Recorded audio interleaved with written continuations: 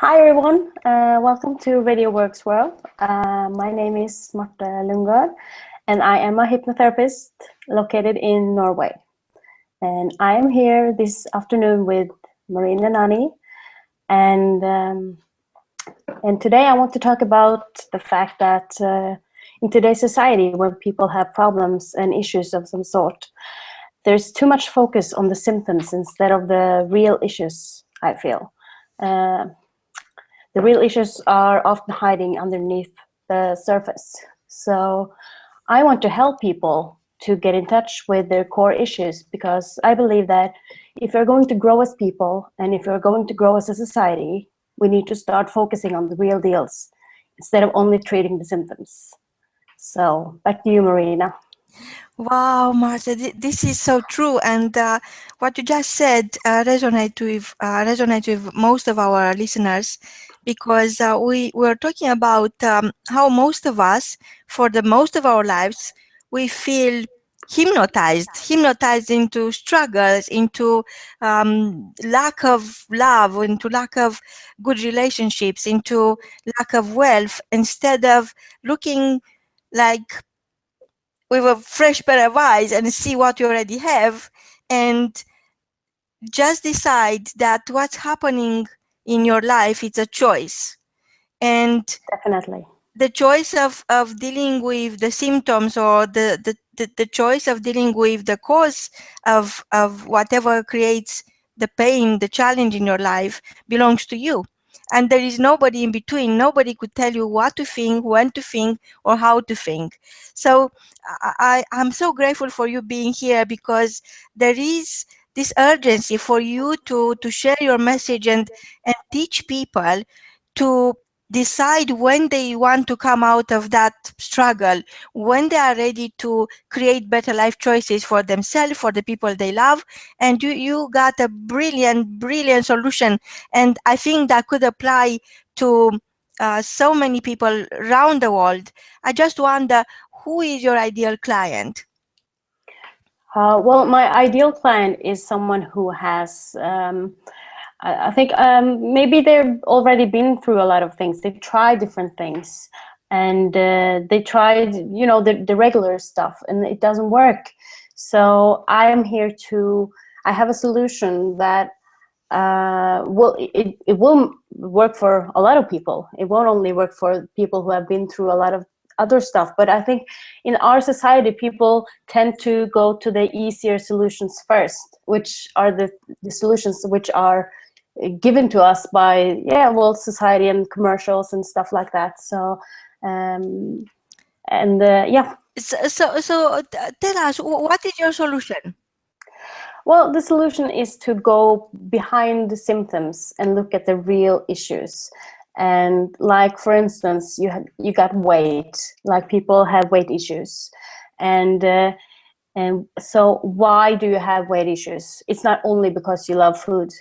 It's deeper than that. It's because you're perhaps, well, some people love food, but a lot of people use food as a way to mask their true emotions, to hide away from how they're really feeling about stuff. They what's it called? You kind of you hide the emotions. And behind you try to fill a void. I experienced that myself. And you try to fill a void by replacing something you are craving for with food, or alcohol, or smoking. I never tried alcohol or smoking, but I know about food and I love food. So sometimes I'm thinking I'm losing my love for food if I don't stop, if I don't look at this with a different attitude, if I don't realize that it's not about losing weight, it's about releasing the weight. So over to you. You know better how to explain. I'm struggling for words. Yeah, well, I think it's about dealing with why do you use food, and like you said,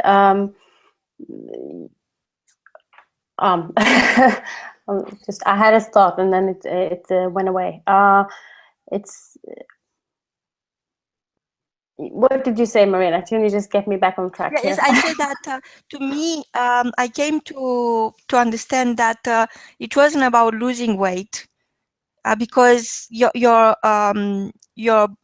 power to control your cravings, it's very short. It's lasts for a couple of minutes perhaps. So it was, for me, it was about releasing weight. It wasn't about losing weight. Yes, and in today's society, we have all of these different types of diets, and they promise if you do this and you do that, and then if you just lose the weight, then all your problems will dissolve, and all your problems will just, the only thing that's important is being thin and healthy. And yes, of course, it's important to be healthy, but what's healthy? I feel like in today's society, they're selling healthy as well. I feel like it's important to look inside yourself, inside of your soul, in a way, and listen to your own intuition, and what do I want to be? What makes me happy? And I think a lot of times when people use food or alcohol or smoking or whatever, they're not really happy. They're not doing what they want to do, what they're supposed to do, and so they use food or alcohol or smoking as substitute for those emotions. Yeah, back to you, Marina. So you are saying, Marthe, that instead of being the effect of modern society, that conditioning you to buy stuff or take another gym membership to lose weight, you should look from a different perspective and start looking inside. What is that is creating those cravings? What is that makes you so unhappy that you need to eat? What is happening in your mind, in your heart, and be dead honest with you. So then once you get clarity, you could become the cause of your life, not the effect of other people's decision, because these people will sell to you because they have to sell. But it's in modern society, you are not a human being anymore. You are a number, you are a reference number, and you are expected to consume whatever is sold to you. So you are sold into an artificial dream that if you take this gym membership, you are going to lose weight, you are going to be slim, everybody going to fall in love with you, and so on. But in reality, you are saying that is not the membership to the local gym that is going to help you, is actually looking inside and analyzing and trying to understand what is that you want, what is missing in your life. Is that correct? Correct me if I'm wrong. No, yeah, you're absolutely correct. And they're selling out of people's desperation for being in this perfect box, this square box that everyone wants to fit into. And we are unique. We're not supposed to all of us fit into this box. Some of us are round, some of us are triangles. So we're different shapes and different people, and we are unique, and we should celebrate that. And also that if they're telling you this product that if you just do this, then it will be perfect. And like I said, since we are unique, we have our own unique set of values and stuff, and we have our past, and we have our childhood, and things happen to us, and we're just trying to survive in this world where I feel like when we were children, I think we're better today with our children who are growing up today. But when we were children, then we were told to mask. We were told to put our feelings aside. We were told to behave in a certain way, and you don't cry about that. That's nothing to cry about, and stuff like that. And these feelings get stored inside of you when you were a child, and if not released, then you will carry this with you throughout adolescence and into adulthood. And so I feel it's important also to deal with issues and problems which started perhaps in childhood, and that's also one of the reasons why we have all of these problems today, because we were, as a child, when we were so free-minded, we were perfect, and then we were told to be certain, like you should be like this, and I think it's so important. And I have two children of my own, a boy who is 4 years old and a girl who's 1, and they're so brilliant and they're so wise in their own way, and I think we have so much to learn from children, and we should listen to them because they are so wise. Back to you, Marina. This is so true, Mart. But tell me, what made you discover your passion?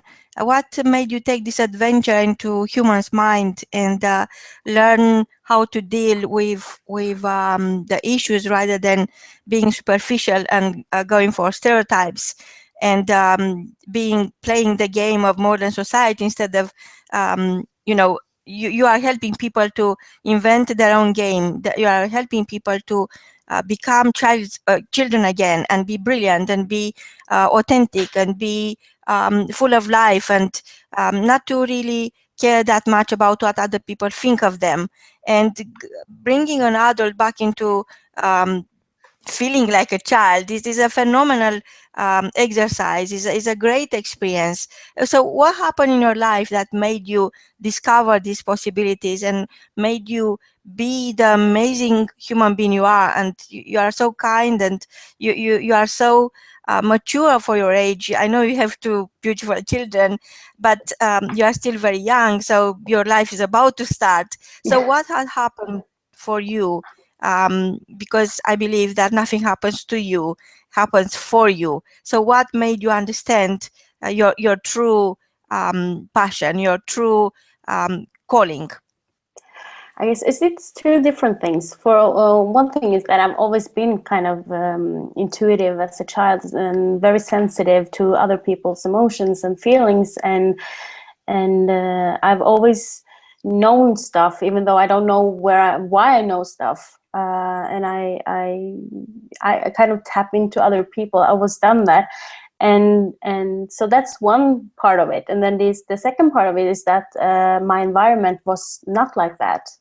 I grew up where like a lot of other people do, that people around you are not that sensitive about how you sense other people and how you pick up on others' emotion. They go about their day, and so you suddenly become this highly sensitive person, and I felt like when I was a child I had to adapt to the people around me so I didn't seem weird or something like that. But I always loved people. I always loved helping people, and when I could give someone advice or make them feel happy or put a smile on their face if they were sad, that made my day, even as a child. And I don't know, I just always been like this, and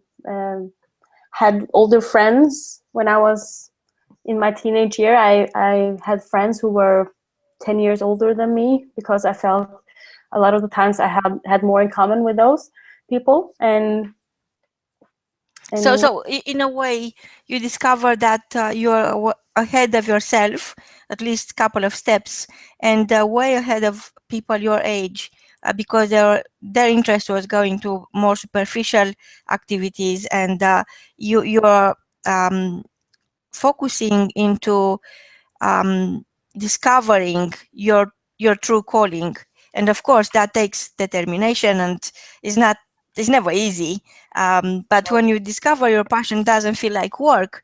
It's almost like it's still work, but it's a divine job you have to deliver to your clients and help them, rather than thinking, oh, 9 to 5 I have to go back home. So yeah. so tell me, what is... Yes, sorry.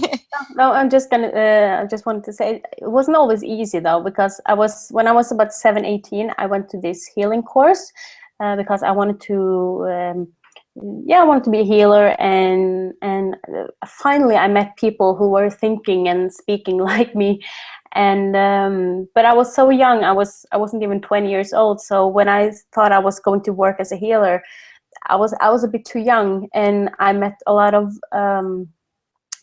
resistance from the world. Also, that was 10 years ago. So the world is way different now than it was 10 years ago. But also I felt like perhaps I needed to live a little. So I put that aside for a bit. And then I went to school and I got a bachelor degree in child welfare. And I even went to school 1 year in Essex, in England. And yeah, so I met my fiance, and we have 2 children. So I had those experiences as well. But then I felt like there's something missing in my life. I can't have this normal in Norway we have 8 to 4, 9 to 5 job. And I need to help people, and not in the normal society way, but maybe I need to step it up a notch, if you know what I mean. Wow, I think each one of us needs to do that. It's very impressive to see how much energy you have, and even in your own shy way, I can feel your vibration. I could feel your desire to be more, to help more. You feel that you are not doing enough and you are not being enough. But I'm telling you this: the world is not enough without you. So tell me, what have to happen in the next 3 years, let's say, for you to feel that you live a life of purpose, a meaningful life, and you fulfill your passion? What is your vision? I'm not really sure what my vision is, except I want to help people, and I want people to get to their full potential. And I want to work outside of Norway. I would love to work international, and get connected with people like with my mindset. And I don't know, I feel like I said, the society is kind of stuck in a way they're thinking, and I feel like we need to get a higher vibration through the masses to get the world to where it needs to be. And so I want to be one of the voices that helps people to get higher vibrations and live a more fulfilled life, the way that's supposed to be, not the way they think it should be, but the way it was meant to be. Yeah. Wow, Marthe, I'm very taken by your message, and I know that our listeners will start considering going beyond these layers of superficial social conditioning. I mean, it's social conditioning could go really deep, but just crack the code for being honest with yourself and discovering what is that you want, what is that you are missing in your life, how could you contribute more to other people's life, how can you make the world a better place, because it's not as if everybody lives on his own island and we don't impact each other's lives. So we're all connected is to each other. We're all connected to each other. You can feel like it. If I have a bad day, I can feel like everyone around me has a bad day. But if I have a good day and I'm smiling and you can see everyone around, it changes. You can change a room by leading up a smile. It's yeah. It's just smile. Wow. So you smile and the world smiles back with you. I love when this happens. And what is a key message for today? What do you want our listeners to take with them from our conversations today? I don't know. I want people to start listening inside. Start to, what do I really want with my life, and smile more. Just put a smile, even if you don't feel like it. Just try and smile. Look at yourself in the mirror and smile. Make a silly face. I don't know. Just try and make your day happy. I'm doing that right now. Yes. No, I know that we can get the world to a higher level. I know it, and I can feel it in the people around me, and the world is changing, and yes, it's a beautiful place to be right now. So what would you say is the little secret to living happy? What our listeners could do right now to feel better about themselves, about their life, about their choices, about the people they are with?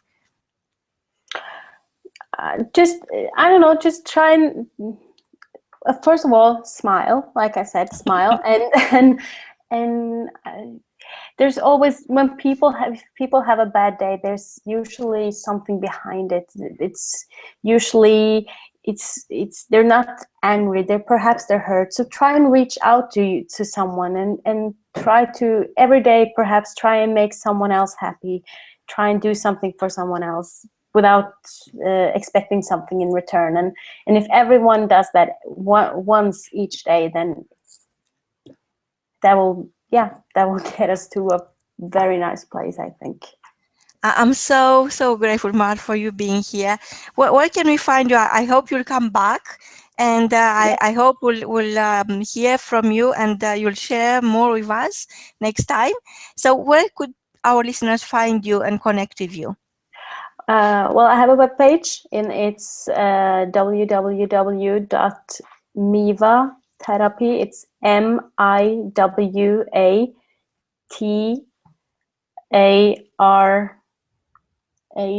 What?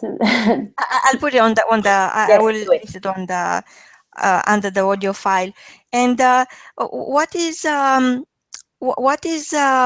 right now happening in your life before you go? What is exciting in your life right now?